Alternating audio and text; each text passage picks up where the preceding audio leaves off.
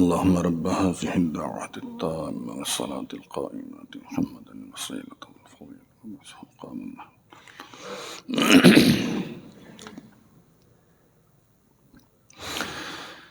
إن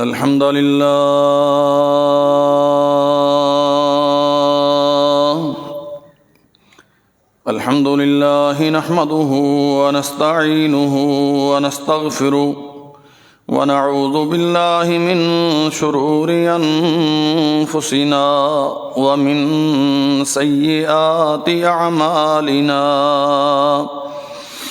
من يهده الله فلا مضل له ومن يضلل فلا هادي له وأشهد أن لا إله إلا الله وحده لا شريك له وأشهد أن محمدا عبده ورسوله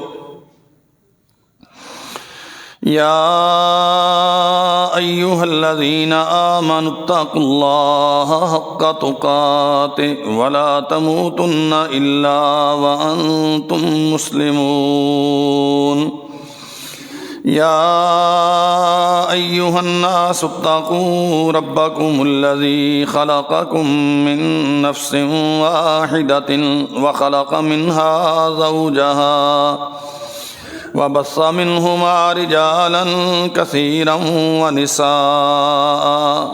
واتقوا الله الذي تساءلون به والأرحام إن الله كان عليكم رقيبا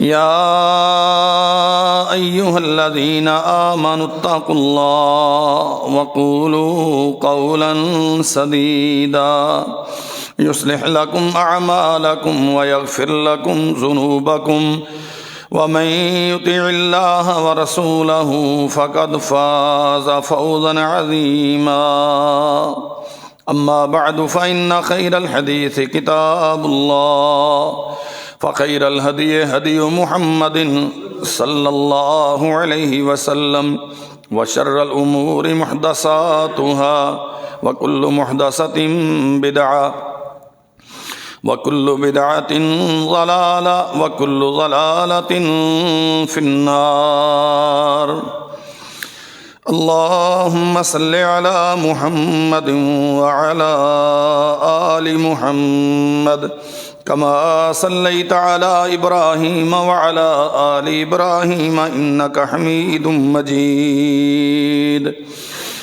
اللهم بارك على محمد وعلى آل محمد كما باركت على إبراهيم وعلى آل إبراهيم إنك حميد مجيد سبحانك لا علم لنا إلا ما علمتنا إنك أنت العليم الحكيم رب أعوذ بك من همزات الشياطين وأعوذ بك رب أن يحضرون رب اشرح لي صدري ويسر لي أمري واحلل عقدة من لساني يفقهوا قولي اللهم انفعنا بما علمتنا وعلمنا ما ينفعنا وزدنا علما أعوذ بالله السميع العليم من الشيطان الرجيم من حمده ونفخه ونفسه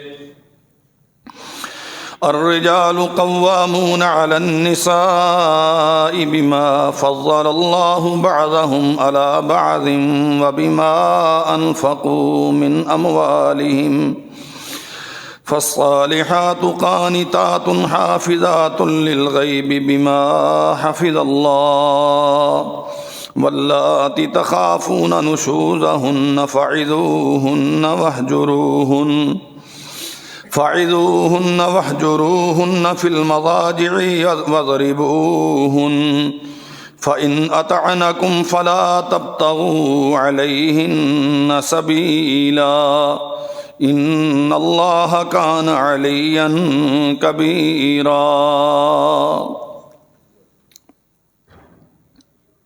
حمد و ثنا اللہ وحدہ لا شریک کے لیے، درود و سلام سید الانبیاء جناب محمد رسول اللہ صلی اللہ علیہ وسلم کی ذات گرامی پر۔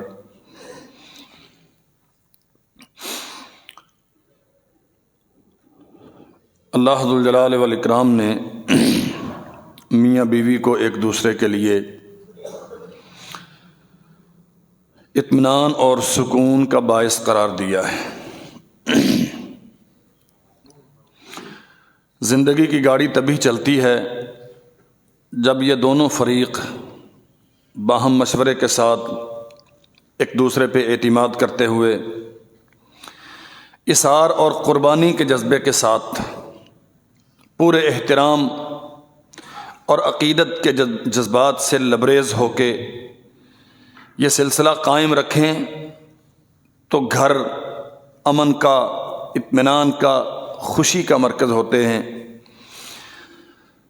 اور اگر باہمی اعتماد نہیں ہے، ایک دوسرے کی عزت کا لحاظ پاس نہیں ہے، دوسرے کے متعلقین رشتہ داروں کا احترام ملحوظ نہیں ہے،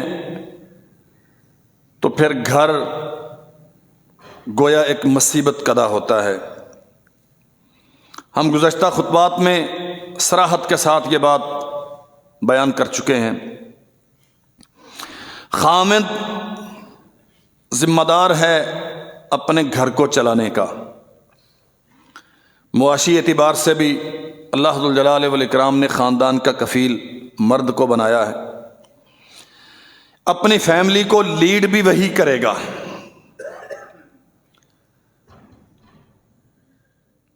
خواتین کی ذمہ داریاں انشاءاللہ آج کی گفتگو میں، اور اللہ نے چاہا تو اگلے خطبے میں بہت اہم نکات احباب کی خدمت میں عرض کروں گا، اور خاص طور پہ درخواست کروں گا اپنی بہنوں سے۔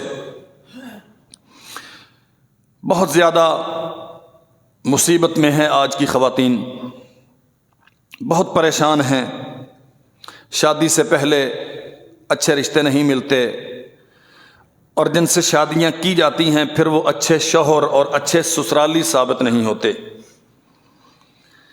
میری معذورات پہ توجہ فرمائیے اور غور کیجئے، کہیں ایسا تو نہیں کہ نقص خواتین میں موجود ہو۔ کوئی شک نہیں ہے، غلطیاں معاشرے میں ہر طبقے میں موجود ہیں، مردوں میں بھی ہیں، عورتوں میں بھی ہیں، لیکن یاد رکھیے اللہ ذو الجلال والاکرام نے الگ الگ ذمہ داریاں سونپی ہیں۔ جو کردار مرد کو سونپا گیا ہے معاشرے میں، اگر انسان اس کے ساتھ انصاف کرے، اور خاتون خانہ کے لیے جو کردار اللہ ذو الجلال والاکرام نے وضع کیا ہے، خاتون اپنی ذمہ داری کے ساتھ انصاف کرنے کی کوشش کرے تو پھر یہ بدمزگی نہیں ہوتی۔ اللہ فرماتے ہیں الرجال قوامون علی النساء، مرد عورتوں پر حاکم ہیں۔ عورتوں کی اولین ذمہ داری ہے مردوں کو اپنا حاکم تسلیم کریں۔ ہم جس تہذیب سے متاثر ہیں، وہ جو مساوات کے نعرے ہیں، مرد اور عورت کو شانہ بشانہ چلانے کے جو دعوے دار ہیں، جو اس قسم کے خوشنما نعرے دیتے ہیں کہ خانگی زندگی میں عورت ایک مرد کی غلام بن جاتی ہے، یہ گویا اس کے نکاح میں آنے کے بعد قیدی ہو جاتی ہے، اور اس سے آگے اتنی زیادہ بکواسات اور حفوات ہیں، ہماری بہو بیٹی یہ سمجھ بیٹھتی ہے کہ شاید یہ نعرے میرے لیے نوید آزادی ہیں۔ خاوند کیا اوقات ہے خاوند کی، جیسا وہ ہے ویسی میں ہوں، جیسا وہ فیصلے کرنے میں مختار ہے ویسا ہی اختیار مجھے بھی ہے، زندگی گزارنے میں جو آزادیاں اس کے پاس ہے وہی میرے پاس بھی ہیں۔ میری عزیز بہن اور میری بیٹی، یہ سمجھنا چاہیے آپ کو، عقل و فہم کا جو معیار جسمانی ساخت کی جو سختی اور فیصلہ کرنے کی جو قوت اللہ نے مرد کو عطا کی ہے، آپ میں وہ نہیں ہے۔ آپ کو آبگی نے کانچ کی گڑیا قرار دیا گیا ہے۔ المرأۃ عورۃ، آپ کو عورت قرار دیا گیا ہے۔ آپ کی ذہنی لطافتیں، آپ کے جسم کی نزاکتیں اور اس پہ ترا اس معاشرے کی بہرا روی اور بدماشیاں، آپ کی عزت کا تحفظ، آپ کی سوچ و فکر کی پاکیزگی، آپ کی آنے والی نسل کی بقا اور آپ کے حقوق کا صحیح ترین تحفظ تبھی ہو سکتا ہے جب اپنے اس کردار پہ آپ راضی ہو جائیں جو محمد کریم صلی اللہ علیہ وسلم نے آپ کے لیے مقرر کیا۔ جب آپ اس کردار سے آگے بڑھیں گی تو پھر رسوائیاں، پھر ذلتیں، پھر آوارہ نگاہیں، پھر 3 گز لمبی زبانیں۔ آپ کیا سمجھتی ہیں خامد کے لیے روٹی پکائیں تو اپنے آپ کو قیدی سمجھیں اور کسی 5 اسٹار ہوٹل میں جا کے بیرا گیری کریں؟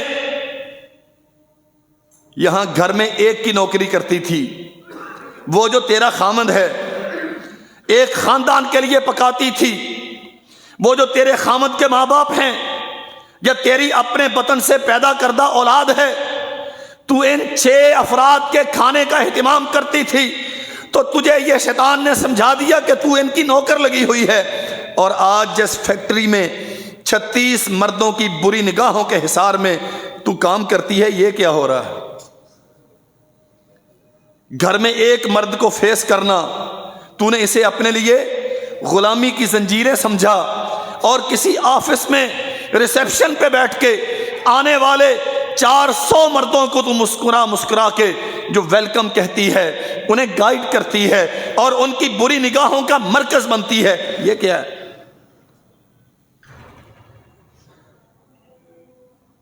عورت قیدی نہیں ہے۔ اب سنتے ہیں نا نعرے،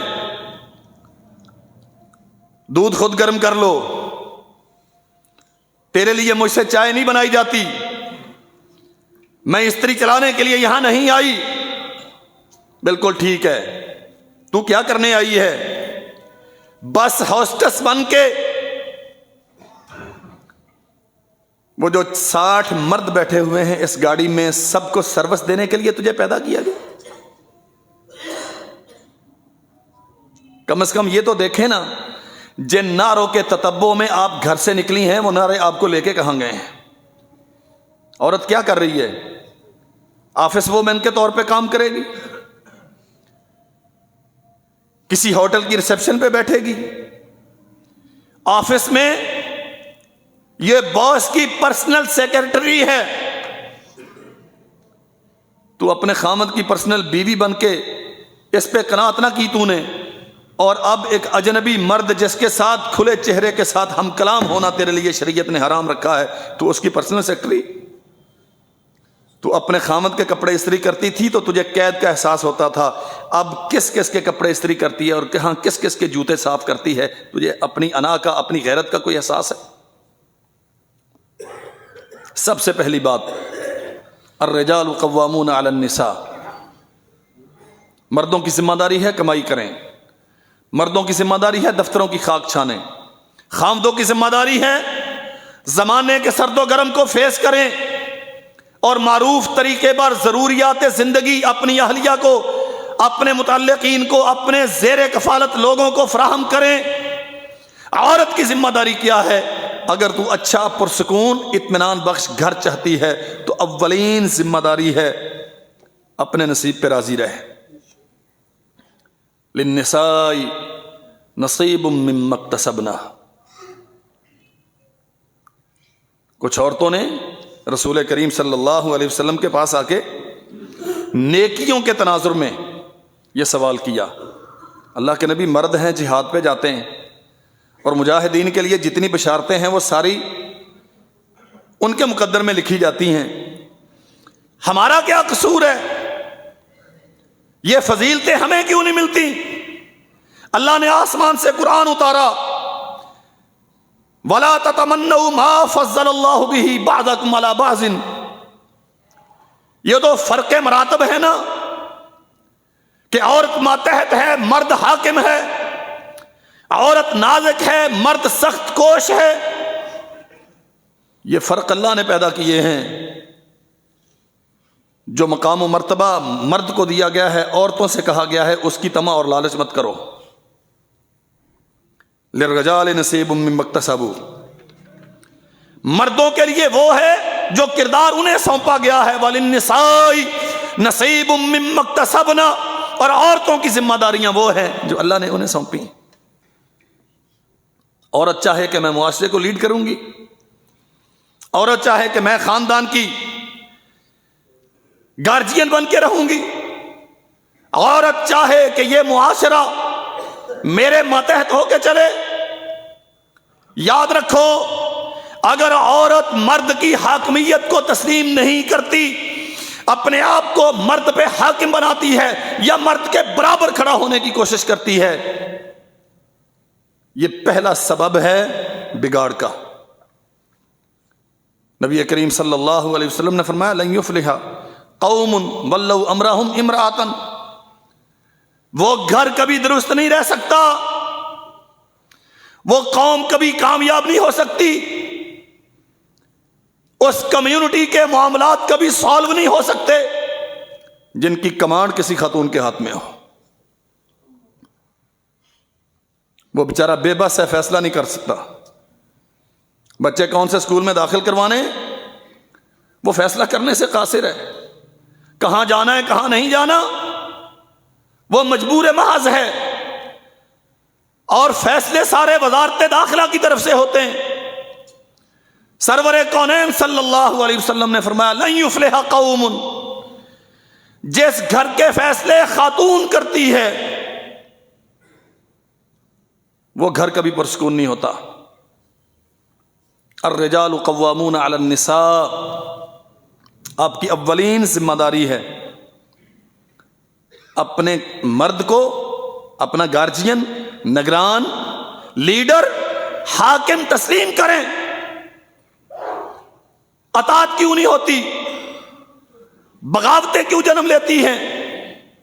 چھوٹی چھوٹی بات پہ مجھے یہ نہیں پسند، مجھے وہ نہیں پسند، یہ اتنی بڑی بڑی باتیں عورتوں کی طرف سے۔ اللہ اکبر۔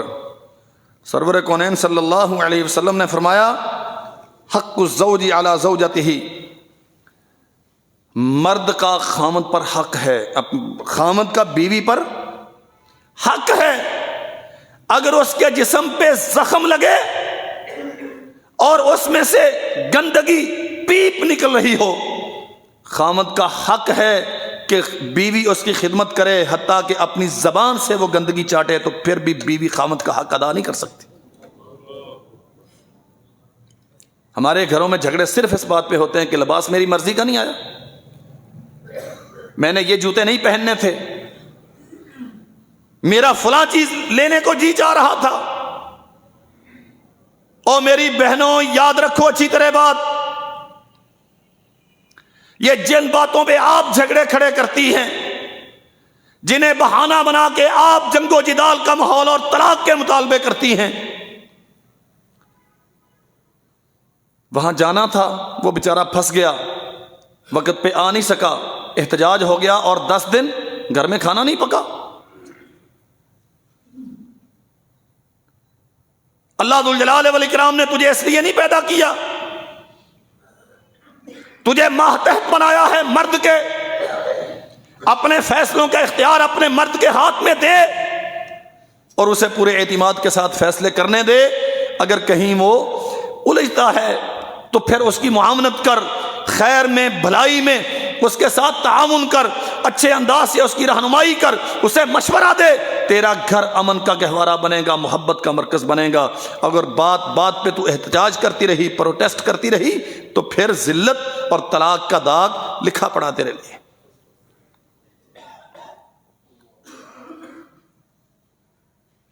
کوئی ایک فیصلہ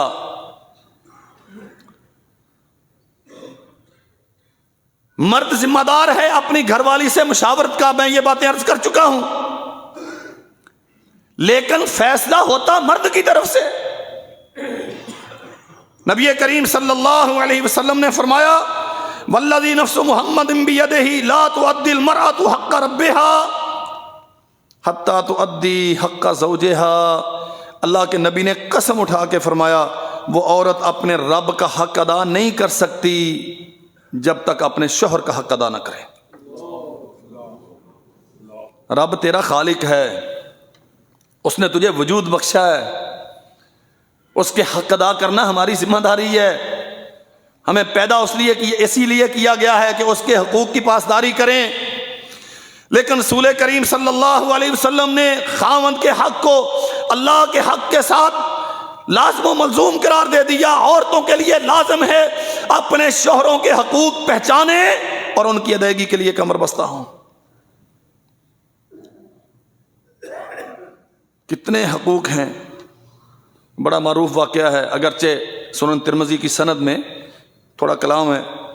نبی کریم صلی اللہ علیہ وسلم سے جب سوال کیا گیا نا، فلاں فلاں کو سجدے کرتے ہیں، فلاں فلاں کو سجدے کرتے ہیں، آپ ہمیں حق دیں ہم آپ کو سجدہ کیا کریں۔ نبی کریم صلی اللہ علیہ وسلم نے فرمایا اگر یہ جائز ہوتا نا کہ میری امت میں سے کوئی اللہ کے علاوہ کسی اور کو سجدہ کرتا تو میں عورتوں کو حکم دیتا کہ وہ اپنے خامدوں کو سجدہ کریں۔ یہ جائز نہیں ہے، تیری جبین نیاز اللہ کے علاوہ کسی اور کے سامنے جھکے، یہ جائز نہیں ہے، لیکن اس حدیث سے کم از کم یہ استشہاد موجود ہے۔ اللہ ذوالجلال والاکرام نے، محمد کریم صلی اللہ علیہ وسلم نے خامدوں کی یہ ذمہ داریاں اور یہ منصب تفویض کیا ہے خامدوں کو، عورت اس کے ماتحت ہو کے رہے، اس کی اطاعت کرے۔ اطاعت کب کرے گی؟ جب خامد کو اپنا نگران، محافظ، لیڈر، حاکم مانے گی۔ جب تک یہ خمار ذہن میں موجود ہے کہ جیسی میں ہوں ویسا وہ ہے، تب تک خامد اپنی ذمہ داریاں ادا کرے اور عورت اپنی ذمہ داریاں ادا کرے۔ اللہ اکبر۔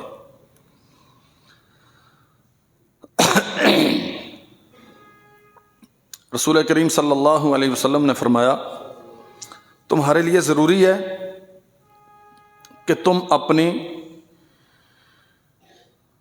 خامد کی جسمانی، جنسی ضروریات کا خیال رکھو۔ اللہ کے نبی کتنا ضروری ہے؟ فرمایا اگر تو تنور پہ کھڑی ہو کے روٹیاں پکا رہی ہے نا، خامد تجھے اپنی ضرورت کے لیے طلب کرتا ہے تو روٹیاں چھوڑ دو، اس کی آواز پہ لبیک کہو۔ دوسری حدیث میں ہے تو پوری تیاری کے ساتھ ایک پاؤں اپنی گاڑی میں رکھ چکی ہے، اونٹ کے پلان کا ذکر ہے، سوار ہو چکی، سفر کے لیے نکل رہی ہے، لیکن تیرا خامد تیری ضرورت محسوس کرتا ہے تو تیری ذمہ داری ہے پہلے اپنی خامد کی آواز پہ لبیک کہ۔ خامد ناراض تھا، رات ہو گئی اور اسی ناراضگی کی حالت میں تو چل دی، مر گئی تو تیرا انجام جہنم ہے۔ اللہ اکبر۔ معاشروں میں، گھروں میں تلخیاں ہوتی ہیں، احساسات الگ الگ ہوتے ہیں نا، میری ترجیح کچھ اور ہے، آپ کی ترجیح کچھ اور ہے، گھر والیوں کی ترجیحات کچھ اور ہیں، لیکن تحمل اور اپنی جگہ، اپنی اوقات یا اپنی ذمہ داری کو سمجھنا، یہ دو خوبیاں پیدا ہو جائیں نا، مجھے پتا ہو میری حیثیت کیا ہے اور پھر اس حساب سے میں تحمل اور بردباری کا مظاہرہ کروں، بیوی کو پتا ہو اس کی حیثیت کیا ہے، اس حساب سے وہ اپنا کردار ادا کرے تو پھر گھر کبھی نہیں ٹوٹتے۔ سیدہ عائشہ رضی اللہ تعالی عنہ بیان کرتی ہیں، نبی کریم صلی اللہ علیہ وسلم نے فرمایا عائشہ جب آپ مجھ سے ناراض ہوتی ہیں نا مجھے پتا چل جاتا ہے۔ بات سمجھیے گا ذرا، اللہ کے نبی کیسے پتا چلتا ہے؟ فرمایا کہ جب آپ مجھ سے راضی ہوتی ہیں نا تو آپ کہتی ہیں رب محمد کی قسم، یہ تقیہ کلام تھا عربوں کا، قسم بہت اٹھاتے تھے، اور جب آپ مجھ سے ناراض ہوتی ہیں تو آپ کہتی ہیں رب ابراہیم کی قسم۔ بات سمجھیے گا، ناراضگی ہوتی ہے، نبی کی بیوی نبی سے ناراض ہوتی ہے، لیکن ناراضگی کا اظہار کیسے ہوتا ہے؟ 15 دن پورے روٹی نہیں پکے گی گھر میں. تو نے مجھے ایسا کہا تھا نا، میری مرضی کا کپڑے نہیں لا کے دیے تھے، جا جہاں سے کھانی کھا. اپنا بیگ باندھا، پہلے صبح صبح اس کے ساتھ بدتمیزی کی ہے، وہ بیچارہ بھوکے پیٹ گیا ہے دکان پہ مزدوری کے لیے، اور پیچھے سے بیگ تیار کیا بغیر اجازت کے، گاڑی پہ بیٹھی اور میکے. ہمارے ریئیکشن ہمارے ہاں چونکہ ناراض ہے نا، نہ بچوں کو کھانا دینا ہے، نہ خامد کے لیے کوئی تیاری کرنی ہے، جائے بہار میں مجھے اس سے کیا. محمد کریم صلی اللہ علیہ وسلم نے فرمایا کسی عورت کے لیے جائز نہیں ہے اپنے خامد کی اجازت کے بغیر اپنے گھر کی دہلیز سے باہر قدم رکھے.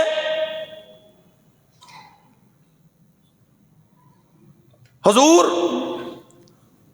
میں آپ سے ناراض ہوتی ہوں تو رب محمد کی بجائے رب ابراہیم کہتی ہوں. اللہ کے نبی میں سوائے آپ کے نام کے اور کوئی چیز نہیں چھوڑتی. عورتوں کے لیے اللہ کی قسم بہت بڑا سبق ہے. کھانا پکانا، رسول اللہ کی خدمت کرنا، آپ کی ضروریات کا خیال رکھنا، آپ کی راحت کے لیے، جسمانی ذہنی سکون کے لیے اپنی پوری کوشش بروئے کار لانا. سیدہ فرماتی ہیں اللہ کے نبی میں سب کچھ ویسا کرتی ہوں، لیکن انسان ہوں، کبھی بیوی ہونے کی حیثیت میں آپ سے اگر خلش محسوس کرتی ہوں تو صرف اپنی قسموں میں آپ کا نام ترک کرتی ہوں، باقی تو سب کچھ کرتی ہوں. کوئی ایک واقعہ رسول اللہ صلی اللہ علیہ وسلم کی زندگی کا آپ ایسا بتائیں. 9-10 سال سیدہ نبی کریم صلی اللہ علیہ وسلم کے نکاح میں رہی ہیں، 10 سال سے زیادہ عرصہ. ایک واقعہ ایسا ہو کہ سیدہ ناراض ہو کے اپنے والدین کے گھر میں چلی گئی.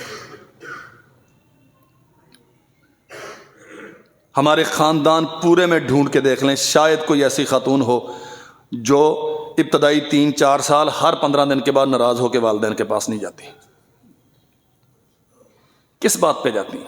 مسئلہ کیا ہے؟ تیری مرضی کے کپڑے نہیں لا کے دیے، تیری مرضی کا جوتا نہیں لا کے دیا. اور یہاں یہ بات سمجھ لو،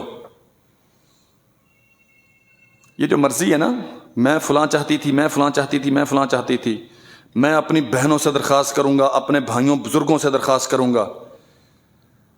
عورت کپڑے کسے دکھانے کے لیے پہنتی ہے؟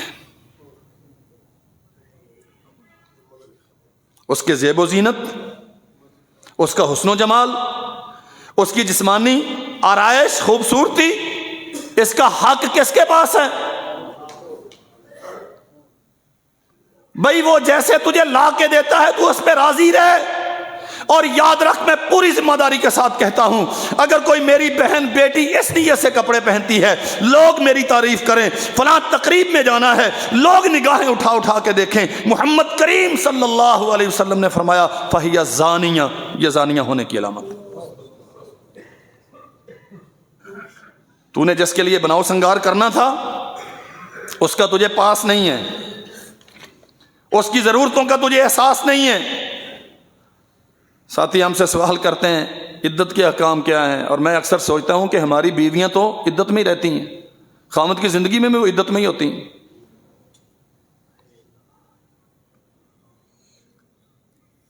کبھی خامد کے انتظار میں بیوی تیار ہوئی؟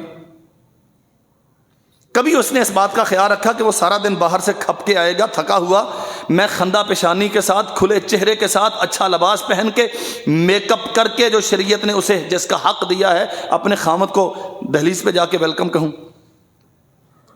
شادی کے 3-4 ماہ گزر گئے، اس کے بعد لڑائیاں شروع ہو گئیں، اور پھر 70 سال عمر ہونے تک ہماری بیویاں الا من رحم اللہ اکثر عدت میں ہی رہتی ہیں. کہاں بیویاں خامدوں کے لیے بناؤ سنگار کرتی ہیں؟ محمد الرسول اللہ صلی اللہ علیہ وسلم سفر سے تشریف لاتے تو راوی بیان کرتا ہے کہ ہم مدینہ سے اتنی دور رکتے رات کو کہ مدینہ کی لائٹیں، مدینہ کی دیواریں ہمیں نظر آ رہی ہوتی. اللہ کے نبی فرماتے یہاں رک جاؤ، شہر والیوں کو اطلاع ہو جائے. بات سمجھ لیں ذرا، یہ مسائل بہت ضروری ہیں آپ کا گھر اچھا بنانے کے لیے، آپ کی زندگی سہل کرنے کے لیے. میاں بیوی کے درمیان اتفاق اور محبت کا رشتہ استوار کرنے کے لیے فرمایا یہاں رک جاؤ، شہر والیوں کو اطلاع ہو جائے کہ قافلہ لوٹ آیا ہے، تاکہ وہ تیرے استقبال کے لیے تیار ہو جائیں۔ اب باہر رکنے کا رجحان تو نہیں، ضرورت بھی نہیں ہے، آپ اسلام آباد سے چلے ہیں، میسج کر دیا، فون آ گیا گھر میں، صاحب فلاں گاڑی پہ بیٹھے اتنے بجے یہاں پہنچ جائیں گے، اور وہ لمبی لسٹ لے کے بیٹھی ہوئی ہے بیچاری، چنے نے یہ کر دیا، مننے نے وہ کر دیا، دودھ والے نے ایسے کر دیا، بجلی کا بل آیا پڑا ہے، نل خراب ہے، یہ ہے وہ ہے فلاں، وہ نہ جانے کتنے مسائل کی گٹھڑی اپنے سر پہ اٹھا کے، اپنے طبیعت پہ جبر کر کے، شاید کہیں سے قرض پکڑ کے تیرے لیے تحفے تحائف لے کے آ رہا ہے، اور تو اس کی گھر کی دہلیز میں پہنچنے سے پہلے اپنے مسائل کا پنڈارا کھول کے بیٹھ گئی۔ سیدہ ام سلیم رضی اللہ تعالی عنہا، انس بن مالک رضی اللہ عنہ کی والدہ محترمہ، اللہ اکبر، بیٹا بیمار ہے، ابو طلحہ انصاری ان کے خامند ہیں، ان کا صاحبزادہ ہے، وہ جب سفر میں نکلنے لگے تو بیٹا بیمار تھا، تب مخبری کے رابطے کے یہ ذرائع نہ تھے، کئی دن کے بعد واپسی ہوئی، اس کی آمد سے کچھ وقت پہلے بیٹا فوت ہو گیا۔ ام سلیم اپنے گھر والوں سے کہتی ہے، باقی سب کو جمع کر کے کہتی ہے کہ کوئی ابو طلحہ کو نہ بتائے کہ اس کا بچہ فوت ہو گیا ہے، وہ تھکا ہوا آ رہا ہے، سفر سے آیا ہے، نہ جانے کس کیفیت کا شکار ہے، میں خود اچھے انداز سے اسے اس پہ باخبر کروں گی۔ باپ نے پوچھا ام سلیم صاحبزادے کا کیا حال ہے؟ فرمایا پہلے سے سکون میں ہے، جھوٹ بھی نہیں بولا اور جھٹکا بھی نہیں دیا،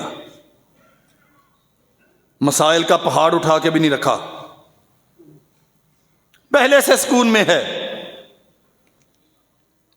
اچھا، باپ نے سمجھا بچہ آرام کر رہا ہے، طبیعت بہتر ہوگی، انہوں نے سچ بتا دیا کہ بچہ تھا، بیماری سے اللہ نے اس کو نجات دے دی اور اپنے پاس بلا لیا، گھر میں موجود ہے، دفن نہیں کیا گیا، میت کمرے میں پڑی ہے۔ میں اپنی بہنوں سے التماس کروں گا، سیکھیے گھر کیسے سنورتے ہیں، میری مرضی، میری رائے، میرا فیصلہ، میں ساری زندگی اس کے پیچھے بھاگتی رہتی۔ ابو طلحہ باہر سے آئے ہیں، انہوں نے خلوت کی خواہش کا اظہار کیا، سیدہ ام سلیم رضی اللہ عنہا نے ان کی خواہش پہ لبیک کہا اور اپنے خامد کے ساتھ خلوت اختیار کی۔ آپ اس ماں کے حوصلہ کا تصور کر سکتے ہیں جس کا بیٹا ساتھ والے کمرے میں چارپائی پہ میت بنا پڑا ہے اور وہ اپنی خامد کی خواہش پہ لبیک کہہ رہی ہے۔ تجھے ایک کپڑے کا سوٹ اگر تیری مرضی کے مطابق نہ ملے تو جھگڑ بیٹھتی ہے اور گھر چھوڑ کے چلی جاتی۔ جب طبیعتیں اعتدال میں آ گئیں تو پھر سیدہ نے فرمایا ابو طلحہ اچھا بتایا کیسے؟ تیری ساری عمر کی یہی عادت ہے، بچہ مر گیا ہے اور تجھے یہ پڑی ہوئی ہے؟ نہیں ابو طلحہ ایک بات بتاؤ، اگر کوئی آپ کو امانت دے اور کچھ وقت کے بعد وہ واپس مانگے تو ایک شریف آدمی کا حق کیا ہے؟ فوراً کہا اس کی ذمہ داری تو ہے کہ جو امانت واپس مانگ رہا ہے اسے واپس کی جائے۔ فرمایا پھر اللہ نے وہ بیٹا ہمیں امانت کے طور پہ دیا تھا، اللہ نے اپنے پاس بلا لیا۔ اللہ اکبر۔ اور سنو میرے بھائیوں،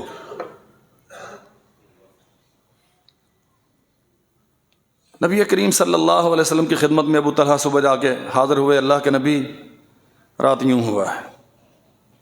فرمایا ابو طلحہ اللہ ذوالجلال والاکرام تیری اس رات کو تیرے لیے خیر و برکت کا باعث بنائے۔ ایک انصاری صحابی بیان کرتے ہیں کہ میں نے دیکھا ابو طلحہ کو اسی رات کے نتیجے میں اللہ نے ام سلیم کے بطن سے ایک بیٹا دیا۔ ام سلیم نے کہا، انس سے کہا، بڑے بیٹے سے کہا کہ اسے تب تک کوئی کھانے پینے کی چیز نہیں دینا جب تک صبح نہ ہو جائے۔ صبح ہوئی، رسول اللہ صلی اللہ علیہ وسلم کی خدمت میں جا کے بچہ پیش کیا گیا، اللہ کے نبی، اللہ نے بیٹا دیا ہے۔ نبی علیہ السلام نے اس کا نام تجویز کیا، اس کا نام عبداللہ رکھتے ہیں، اسے گھٹی دی، اس کے لیے برکت کی دعا کی۔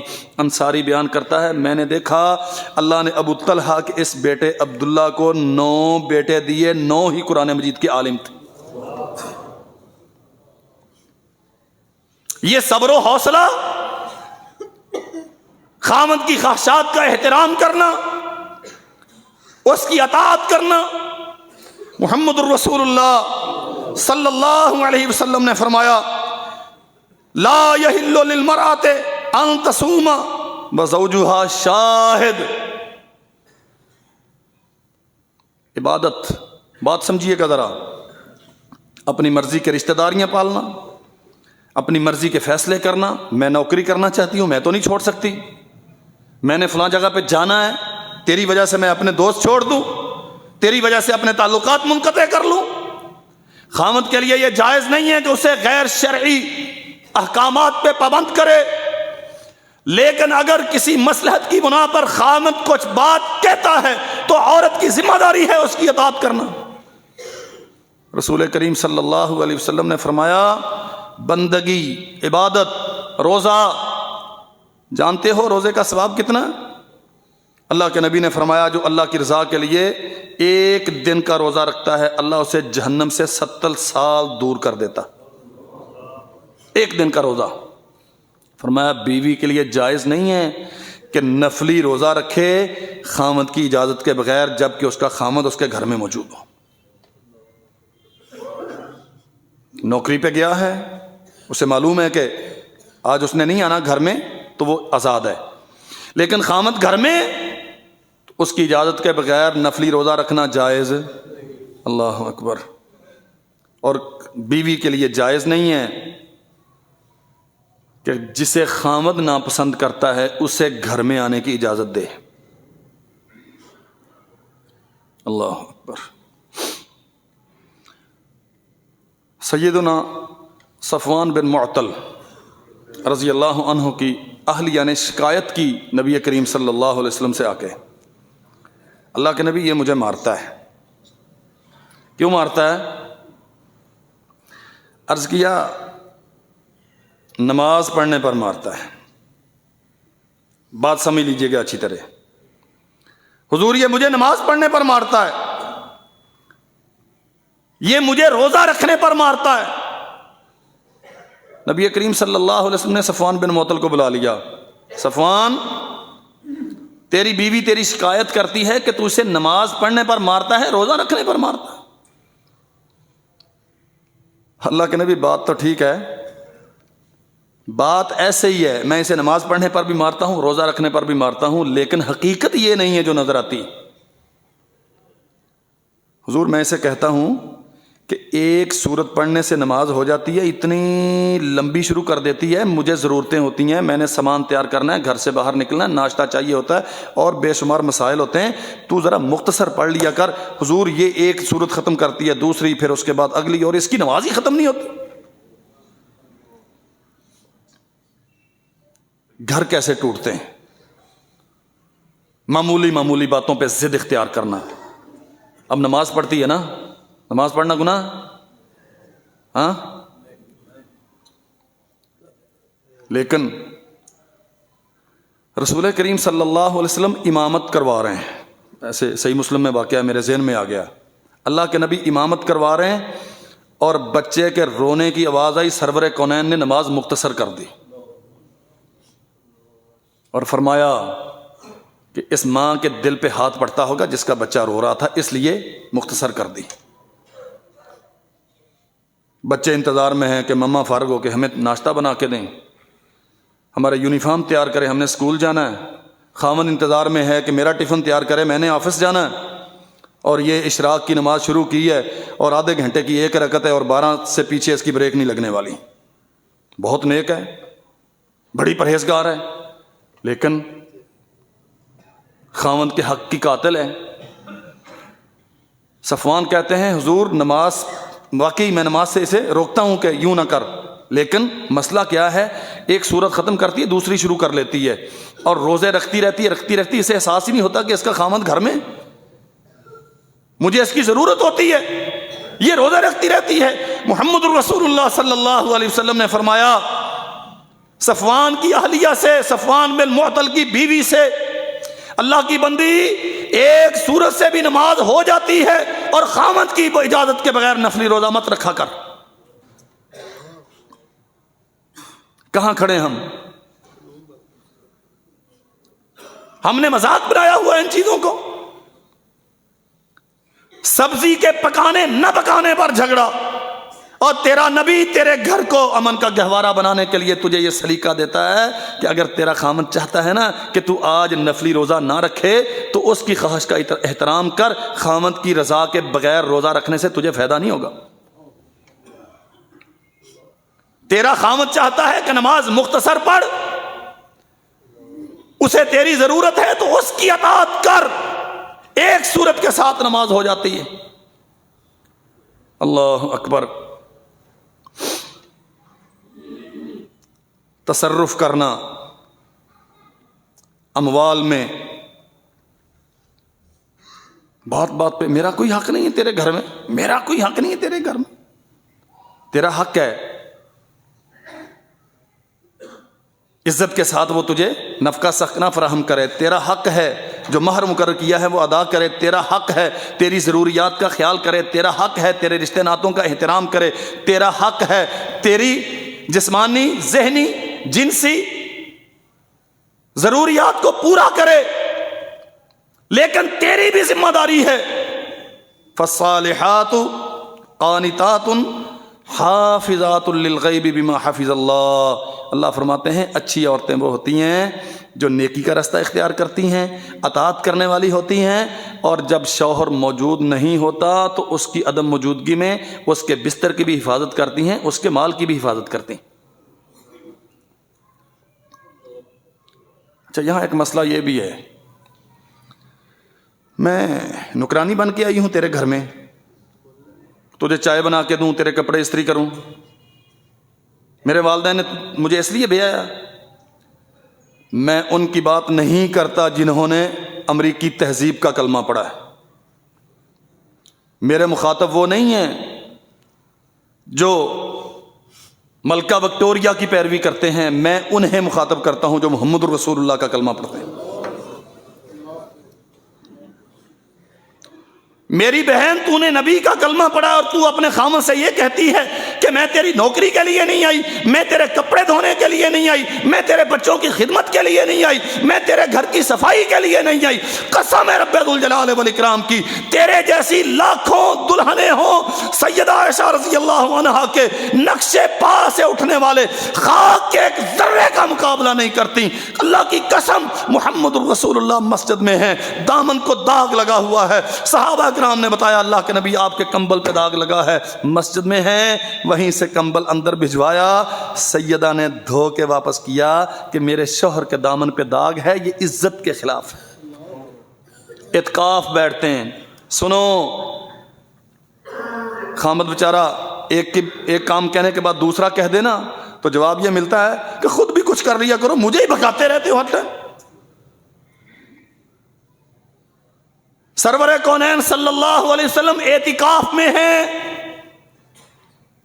اور یوں محراب سے کھڑکی اندر کھلتی ہے، وہاں سے سر اندر کیا، اور ام المؤمنین سیدہ عائشہ رضی اللہ عنہا اپنے نبی کے سر اقدس پہ تیل بھی ڈالتی ہیں، کنگھی بھی کرتی ہیں۔ جو بیوی اپنے نبی مسجد میں کھڑے ہیں، رسول اللہ مسجد میں موجود ہیں، اور بیوی گھر میں کھڑے ہو کے اپنے سرتاج کے سر پہ کنگھی پھیر رہی ہیں، کپڑوں کا اہتمام کرتی ہیں۔ سیدہ میمونہ رضی اللہ عنہا، عبداللہ ابن عباس بیان کرتے میں اپنی خالہ کے گھر میں گیا رسول اللہ کے رات کا معمول چیک کرنے کے لیے، سیدہ اٹھی، پانی کا برتن اٹھایا، مسواک ساتھ ہے، خالہ جی یہ کیا ہے؟ فرمایا اللہ کے نبی کے بیداری کا ٹائم ہو گیا ہے، مسواک ہے دانت صاف کرنے کے لیے، پانی ہے وضو فرمانے کے لیے۔ میں تو نے پڑھنی ہے تو مولوی صاحب پڑھتے رہو، مجھے کیا، مجھے نہیں بے رام کرنا۔ ہاں، تہجد اللہ کے نبی نے پڑھنی ہے، اور پانی کا اہتمام کون کر رہا ہے؟ بیوی۔ مسواک کا اہتمام کون کر رہا ہے؟ بیوی۔ کپڑے، جوتے، گھر کی سارے معاملات، اس کا ذمہ دار کون ہے؟ تو بات بات پہ یہ کہتی ہے میں نوکر بن کے آئی ہوں، میں نوکر بن کے آئی ہوں۔ میں سوال کرتا ہوں اپنی بہن سے، وہ جو کسی ہوٹل پہ جا کے تو 22,000 مہینے کا کما رہی ہے، یہ کیا بن کے کما رہی ہے یہاں؟ نوکری ہے کہ کیا ہے؟ تو ایئر ہوسٹس بن گئی، تو M N A M P A بن گئی، تو قوم کو لیڈ کرتی ہے پولیٹیکلی، کیا ہے یہ؟ نوکری نہیں ہے۔ تو فضاؤں میں پرواز کرتی ہے، ہر ایک کے ساتھ مسکرا کے بولنا، یہ تیری جاب کی ڈیمانڈ ہے۔ ان کی 10 درازیاں برداشت کرنا، یہ تیری جاب کی ڈیمانڈ ہے۔ ان کے لیے بن سمر کے اپنے آپ کو جن سے بازار بنا کے کھڑا کرنا، اگر تو نہیں کرے گی تو تو نوکری پہ چل نہیں سکے گی۔ اگر یہ سارا کچھ ایک کے لیے کرے تو قسم رب ذوالجلال والاکرام کی یہ گھر تیرے لیے جنت کا نمونہ بن جائے، اور آخرت میں تیرا نبی تیرے لیے جنت کی ضمانتیں دیتا ہے۔ تو ایک کا نہیں بن کے رہنا چاہتی، تو ہزاروں کے سامنے یہ سارے تماشے لگاتی۔ اللہ اکبر کبیرہ۔ ایک مسئلہ یہاں یہ بھی ہے، ہاں، اور ماشاءاللہ اس پہ بڑے ڈبیٹ ہوتی ہے، اب چینلز پہ بھی بیٹھ کے ہوتی ہے، اور ہم سے بھی لوگ سوال پوچھتے ہیں، شرعی طور پہ بتائیں جی، خامند کے ماں باپ کی خدمت کرنا ذمہ داری ہے دلہن کی؟ دلیل دیں اس پہ۔ ہاں جی، مولوی کہتا کوئی ذمہ داری نہیں۔ اللہ اکبر۔ کہتے تیرے ماں باپ ہے نا، تیری ذمہ داری ہے جا کے سنبھال انہیں، میری تو ذمہ داری نہیں ہے۔ اور یہیں سے جھگڑا شروع ہوتا ہے۔ بلکہ اب تو ماشاءاللہ زمانہ ترقی کر گیا ہے، ماں کوشش کرتی ہے اس منڈے نہ ویونا جی دی ماں پیو پہلو ہی مرے ہوں، اور بڑی خوشی سے بتاتے ہیں اگا پیچھا کوئی نہیں، کلا ہی ہے، کاروبار چنگا ہے، بس ماشاءاللہ جوائی سونا لب گیا۔ ہاں، میں چند دلیلیں عرض کرتا ہوں والدین سے بھی۔ اچھا، عجیب بات یہ ہے، جب میں اپنی بیٹی کو بیاہ کے روانہ کرتا ہوں تو ان سے ڈیمانڈ کرتا ہوں کہ تیرے ماں باپ کی ذمہ داری میری بیوی پہ نہیں ہے، اور جب میں بہو بیاہ کے لاتا ہوں نا تو اس سے ڈیمانڈ کرتا ہوں کہ میرے بیٹے کی گھر والی میرے پاؤں دھو کے پیے۔ یہ نفاق کیوں ہے؟ میں چاہتا ہوں کہ میری بہو میری خدمت کرے، اور جب میری بیٹی کسی کے گھر میں بہو بن کے گئی ہے تو وہ جاتے ہی انہیں گھر سے نکال دے۔ اور داماد سے یہ ڈیمانڈ کرتا ہوں تیرے ماں باپ کو سنبھالنا میری بیٹی کی ذمہ داری نہیں ہے، جسے تو لے کے آیا ہے یہ کسی کی بیٹی نہیں۔ کتنا سہل ہوتا، کتنا آسان ہوتا، تیری بیٹی جن کے گھر میں گئی ہے انہیں اپنا ماں باپ بنا لیتی، تو جس کو بیاہ کے لایا ہے اسے اپنی بیٹی بنا لیتا، دونوں خاندان سکون سے رہتے۔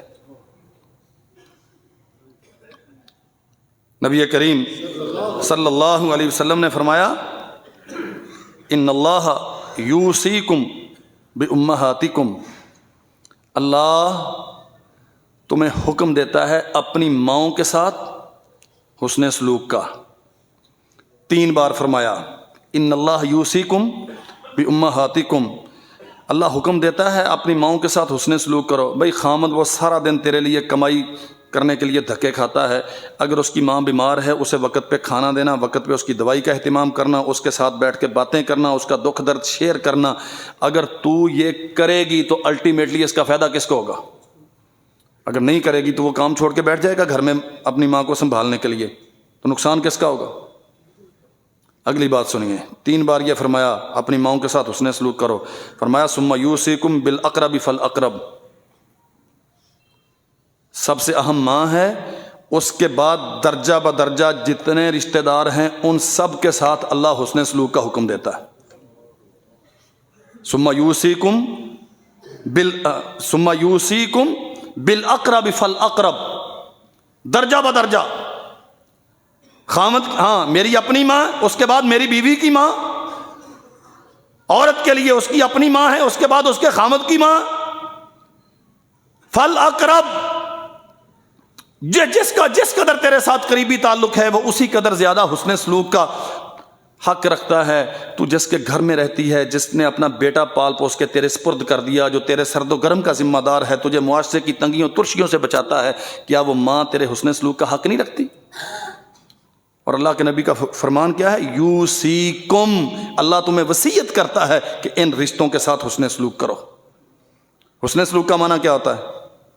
شادی کرنے کے تیسرے ہفتے خامد کو اسسٹ کرنا شروع کر دو کہ یہاں سے چھوڑیں، کرائے پہ مکان لیتے ہیں، تو بھی کمائے گا میں بھی کماؤں گی، ہم مل کے اپنا مکان بنا لیں گے، ان کے ساتھ، ان بوڑھے بوڑھی کے ساتھ نہیں رہنا، سیپریٹ، ہم الگ رہیں گے. اور کیس سے الگ ہو رہی ہیں؟ دیور سے الگ ہوں، شریعت تجھے حق دیتی ہے. جیٹ سے الگ ہوں، شریعت تجھے حق دیتی ہے. تو ایک بیٹے کو اس کے ماں باپ سے چھین رہی ہے. سیدہ عائشہ بیان کرتی ہیں، ہم نے پوچھا رسول کریم صلی اللہ علیہ وسلم سے، اللہ کے نبی مرد پہ سب سے زیادہ حق کس کا ہے؟ فرمایا اس کی ماں کا. اور اللہ کے نبی عورت پہ سب سے زیادہ حق کس کا ہے؟ فرمایا اس کے شوہر کا. نہیں سمجھی بات؟ مرد پہ سب سے زیادہ حق کس کا ہے؟ ماں کا. اور خاتون پہ سب سے زیادہ حق کس کا ہے؟ شوہر کا. کہ نہیں جی یہ میرے میاں ہیں، ان کی خدمت تو میری ذمہ داری ہے، لیکن ان کے والدین کی خدمت میری ذمہ داری. کس مولوی نے کہا؟ اور بھائی جو کائنات کا سب سے بڑے عالم ہے محمد رسول اللہ صلی اللہ علیہ وسلم، انہوں نے کہا ہے اپنی ماؤں کے ساتھ حسن سلوک کرو، ثم الاقرب فالاقرب، پھر درجہ بدرجہ جیسے جیسے اللہ نے رشتے بنائے ہیں سب کے ساتھ حسن سلوک کرو. آؤ صحیح بخاری سے ایک واقعہ عرض کرتا ہوں. سیدنا جابر بن عبداللہ رضی اللہ عنہ، شہید کے باپ ہیں، شہید کے بیٹے ہیں، اور اس شہید کے بیٹے ہیں جن کے متعلق اللہ کے نبی نے فرمایا، جابر اللہ نے آج تک بغیر نور کے پردوں کے کسی کے ساتھ بات نہیں کی، تیرے باپ کو اللہ نے یہ شرف دیا ہے کہ اس کے ساتھ آمنے سامنے بات کی. 4 بیویاں تھیں ان کی، عبداللہ کی رضی اللہ عنہ غزوہ احد میں شہید ہوئے ہیں، اور مختلف روایات ہیں 7، 8 یا 9 بیٹیاں تھیں ان کی، اور بیٹے ایک ہی تھے عبداللہ. عرض کیا اللہ کے نبی شادی کر لی ہے. ماشاءاللہ شادی کر لی ہے. بھی کس کے ساتھ کی ہے؟ بکرن ام سیبہ، کمباری کے ساتھ کی ہے یا کسی متعلقہ بیوہ کے ساتھ کی ہے؟ اللہ کے نبی بیوہ یا متعلقہ سیبہ جو پہلے جس کی شادی ہو چکی تھی اس کے ساتھ کی ہے. فرمایا جابر نوجوان ہو یار، کسی کمباری کے ساتھ کر لیتے. فرمایا حضور نہیں، میں نے بیوہ سے کی ہے. بیوہ سے کیوں کی ہے؟ اللہ کے نبی آپ جانتے ہیں نا، انا ابی توفیہ، میرے والد صاحب تو شہید ہو گئے ہیں، بطارہ کا بناتن، اور میری بہنیں چھوٹی ہیں. بات سمجھیے گا ذرا. حضور میرے والد صاحب شہید ہو گئے ہیں اور میری بہنیں چھوٹی ہیں. فَأَرَدْتُ أَنْ أَنْكِحَ امْرَأَةً قَدْ جَرَّبَتْ خَلَا مِنْهَا، میں نے یہ نیت کی ایسی عورت کے ساتھ شادی کروں جو میری چھوٹی چھوٹی بہنوں کو سنبھال سکے. ہاں جی، شوہر کے والدین کی خدمت کرنا شرعی طور پہ جائز ہے کہ نہیں؟ رسول اللہ صلی اللہ علیہ وسلم کی شریعت میں اگر یہ خلاف ہوتا تو اللہ کی قسم اللہ کے نبی فوراً کہہ دیتے جابر نہیں، تیری بہنوں کو سنبھالنا تیری بیوی کی ذمہ داری نہیں. دوسری حدیث میں ہے اللہ کے نبی میں نے اس تجربہ کار عورت سے، بڑی عمر کی خاتون سے شادی اس لیے کی ہے کہ میری بہنوں کی اچھی تربیت کرے. تربیت میں کیا ہے؟ ان کے لیے کھانا، ان کے لیے کپڑے، ان کے لیے تعلیم، ان کے لیے تادیب، انہیں سکھائے، ان کی شادیوں کا اہتمام کرے. حضور باپ شہید ہو گیا، میں نے تجربہ کار عورت سے شادی کی ہے کہ میری بہنوں کو سنبھالے. سو میری بہن، اگر تو چاہتی ہے کہ تیرا گھر سکون کا گہوارہ ہو، تیرا شوہر تیری عزت کا رکھوالا ہو، اور تو چاہتی ہے کہ تیرے گھر والا تجھے پورا احترام اور اعتماد دے، تو اپنی ذمہ داریاں سمجھ. مت بھاگ یہ ٹی وی پہ گندگی دیکھ دیکھ کے ان افسانوی باتوں کو، ان داستانوں کو اپنے لیے معیار مت بنا۔ میرا یہ حق ہے، میرا وہ حق ہے، میرا وہ حق ہے، میرا وہ حق ہے۔ حق تلاش کرنے سے پہلے اپنی ذمہ داریاں سمجھ۔ ماؤں کی ذمہ داری ہے، سمجھائیں اپنی بچیوں کو، انہیں ذمہ داریوں سے آگاہ کریں۔ یہاں تو عجیب تماشا ہے، پہلے باقاعدہ پڑھا کے بھیجا جاتا ہے، ساس کو یوں قابو کرنا ہے، اگر کوئی نندے ہیں تو انہیں یوں کلچ کرنا ہے، اگر شوہر ہے تو انہیں یوں قابو کرنا ہے، اگر نہ آئے تو مجھے بتانا، پیر صاحب ہیں اس سے جا کے تعویذ لیں گے اور اسے تھلے لگا کے رکھنا ہے۔ اور پھر یہ سلسلہ کتنے دن چلتا ہے؟ کسی مسجد کے مولوی کے پاس لوگ اتنے مسائل نہیں پوچھتے جتنے مسائل طلاقوں کے متعلق پوچھتے ہیں۔ اور میرے خیال میں شاید کوئی ہفتہ خالی جاتا ہو کہ آپ کا یہ بھائی فتویٰ نہ دے لکھ کر۔ ایک ہی مسئلہ ہوتا ہے، وہ جی ماڑی جی گل ہوئی سی، گل تک کونی سی، بس لڑائی ہوگی تو میں طلاق دیتی۔ بھئی بات تھی نہیں تو طلاق کیوں دی؟ اسے اپنے دائرہ اختیار کا پتہ نہیں ہے، اسے اپنے دائرہ اختیار کا پتہ نہیں ہے، بات بے بات وہ بھی ضد کرتی ہے، بات بے بات یہ بھی اشتعال میں آتا ہے۔ اپنی ذمہ داری سمجھیے۔ اللہ ذوالجلال والاکرام آپ کے گھروں کو امن اور محبت کا گہوارہ بنائے۔ وآخر دعوانا الحمدللہ۔